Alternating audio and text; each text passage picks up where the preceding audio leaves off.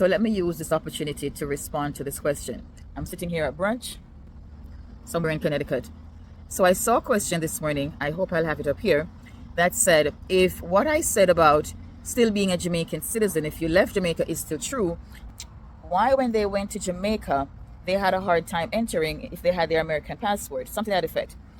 If you are a Jamaican entering Jamaica and you want to be recognized as a Jamaican, you have to show a Jamaican passport. If you are a Jamaican entering Jamaica and you are showing an American passport or a passport from any other country, you will not be recognized as a Jamaican. How would they know?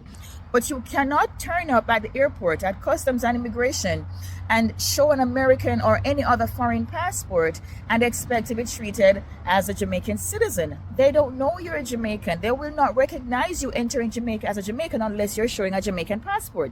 It's simple, really. You may not agree with the fact that they will give you 6 months and ask you to leave after 6 months, but it doesn't matter. The rule is, if you want to be recognized as a Jamaican, you enter as a Jamaican. Anyway, next time you're going, bring your Jamaican passport with you so them can know you're a Jamaican citizen. Because it no matter if it's a Jamaican born and your American passport, you could have renounced or whatever it is. Doesn't even matter if you have renounced, they don't care. Just show the Jamaican passport. I am Gail of 876 Documents, coming live from my brunch, and I thank you for watching.